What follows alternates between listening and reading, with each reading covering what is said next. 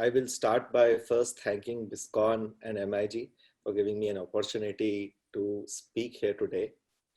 I would like to do a small presentation on how we have kind of handled marketing at Paperboat and how we talk about and think about efficiency. So just give me a second to share my screen. Can you guys see my screen? I hope you guys do, right? Yes, we can. Okay, perfect. So when we talk about efficiency, it is important. So think about efficiency here today at BISCON, right? So we have more than 917 people attending from all over the world at probably the lowest cost possible. And that is efficiency. We also heard Supamji talk about TCS and how they are thinking about efficiency post-pandemic. What I want to convey today is think about efficiency not in these trying times, but think about efficiency whenever you are building your entire business day in and day out. And that is very important. Today, I will talk about marketing efficiency and how we think about marketing efficiency at Paperboat. So when we think about marketing efficiency, it is important that we understand first what is marketing, and then second, to have an efficient operation, it is extremely important that we measure. Unless we measure, we will not be efficient at all. There is a very famous saying in marketing that when you spend 1 rupee on marketing, 50 paisa is wasted and 50 paisa is working. But you don't know which 50 paisa is working. So we have to now get smart and measure efficiency of marketing. And in today's world, it is possible. What is marketing? Whenever you guys think about marketing, think about value to customers. So what is the value that your product or service or business is adding to the customer? And marketing is nothing but the process of creating, communicating, and delivering that value. So whenever you are thinking about a market or a product or a service, think about who is my end customer and how am I going to add value to the customer. The broad process of marketing can be broken into 4 core areas. One is how do you determine your value proposition? And that is the strategic piece of marketing, which defines who, what, and why of marketing. So why are you creating this product? For whom are you creating this product? And what is the product or service? And then comes the tactical piece of marketing, which is how do you capture value? How do you deliver value? And how do you communicate value? Now, these tactical aspects is where you have to bring in efficiency, and the strategic aspect is where you have to bring in thoughtfulness. When we started Paperboat, we were also we had some fuzzy idea about how the product would be, but we did not know who the customer will be. All we knew is that we liked such kind of beverages. So we hoped that people, other than us would also pay for these beverages, but we didn't know what was our value proposition. And we did not know for whom are we creating this product. So it was extremely important for us to go through a process, structured process, to understand how do we communicate value, create value, and then deliver value. The way we thought was starting from customer. Who is our customer and understanding customer? That could be done through market research. That could be done through talking to friends and families. That could be done through observing customers. It is not, I'm not advocating that you only need to go to some big market research agency to know who your customers are. It is extremely important to just have open eyes and ears and understand who your customer is. And then who we are and what kind of products can we create? What is our unique proposition in the product that we are trying to offer? It is also important to look at what others in the market are doing. What is the competitor doing? And so all of these, I put it as market research, which could be going in the market, observing customer, observing competition, and thinking about what your product would be. And then segment, target, and position. So once you go to the customer and you understand these are the needs and wants of the customer, how can we profitably segment it? And I'll get into that. So that's called target market. And then how do we bring efficiency into the marketing mix, which is communicating value, capturing value, delivering value, and growing value. We started with the consumer and tried to understand what is the need, want, and unresolved problems of the consumer. And think from the perspective that what is the job unfulfilled? So a customer needs a job to be done. They are not looking at a specific attribute or a specific thing in a product. They want some job to be done. And what is that job? So in our case, for example, the job was that if I'm feeling thirsty, I want to feel satisfied and happy and healthy. So that my job is to give them something which can quench their thirst and also take care of their health. But when we went to the market and tried to understand which kind of customers should we target, we realized that all of these customers are extremely heterogeneous. So some people would want something else, let's say taste. Some people would want health. Some people will have preference for some other attribute. Their motivations would be totally different. And the timing also could be very different. Is it a first-time customer who's come to a packaged beverage segment, or a repeat purchase customer, etc.? So a normal phenomena is that let's target everyone. And that is the policy of targeting, when we try to target everyone, which basically means that we are targeting no one.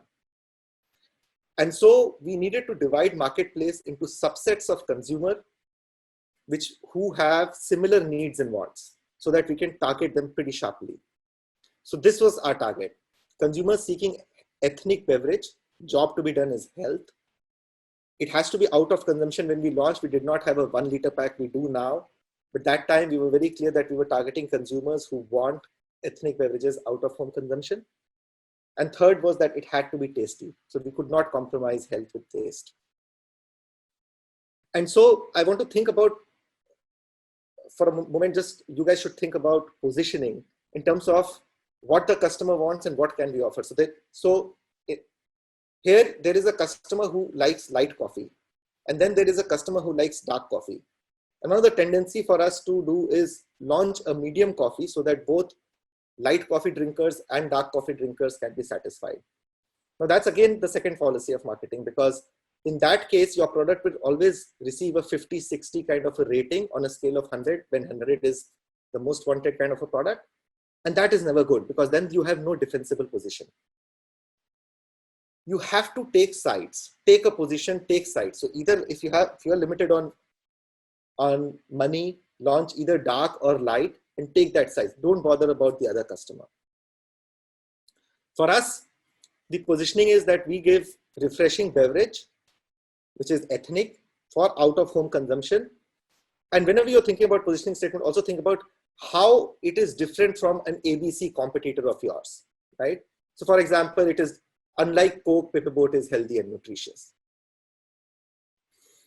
And when you look at positioning, look at go one level deeper and see what is the emotional bond I can create with my value proposition. So the emotional bond that we created was, it has to be alive and it has to be authentic. Then we'll quickly go into capturing value, and I'm running a little short on time, so let me do a quick run here. So on capturing value, we are looking at how do we price our products, right? So there are various methods of pricing. So it could be cost plus pricing or competition-based pricing. But what really creates value is true economic value pricing, where you know that what is the cost of goods sold that you are selling, what is the price of that product, and hence what is your margin. And then what is the perceived value of that product in the mind of the consumers. And this is where marketing comes into play. Because when you have sharp targeting, good positioning, and great communication, you can actually increase the perceived value in the mind of consumers, thereby helping you to charge more and earn more profits, and still leave some value for the customer, which is the difference between true economic value and perceived value, for the consumer to feel happy. Whenever you are thinking about promotion, think about price elasticity. So how is my product behaving in terms of if I were to change pricing? So a quick example how we did it, we ran different promotions at different price points in one supermarket in Delhi, to see what kind of price elasticity does, for example, let's say Paperboat Aam Panna has. And then we realized that between 22.5 and 28 is the sweet price spot. Whenever we have to do promotion, we have to go to that pricing. And beyond 30 and beyond 15, the price elasticity almost drops. So that now I know the range, and now I can approach with that data in mind whenever I'm trying to do pricing. How do we deliver value? So so we specifically in our case, CPG case, you have to choose channel partners, and you have to see that what kind of value are you seeking from that channel partner. So there could be informational value, there could be logistical value, and then you have to evaluate every single channel partner basis what kind of information value that channel partner is providing, what kind of logistical value that channel partner is providing, and then do channel pricing accordingly. There is this case study that we did. So we partnered with a supermarket, and our marketing objective was how can we create new customers for trials. And we did a bill buster promotion, which is like if you shop for $1.99 at ABC supermarket, you get Paperboat at 9 rupees. And it was an expensive promotion. It had a negative margin. Let's assume that we had a negative margin of 4 rupees. I changed the numbers here a bit. And the impact was that in first period, we could do about 86,000 customers. We reached 86,000 customers. Then you have to ask, did we create value? Does this promotion create value for us? And if you were to look at the math, etc., we realized that the implied market share for us to create value through this promotion should be about 29%. We did end up getting about 23-24% market share in that chain, but that's how you should measure. The point I'm trying to make here is, unless you measure your marketing spends, you will not be able to bring in efficiency.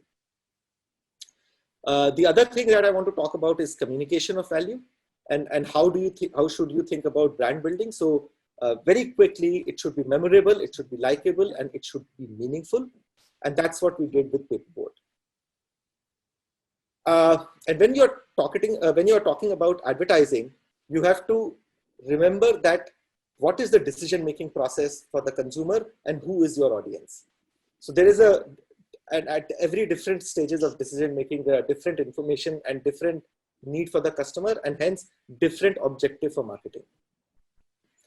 In India, one should remember that the media mix is changing completely. So print now today, people spend almost about 21 minutes on print, 3 hours on TV, and 1.4 hours on digital. I will quickly now try to skip through all of this.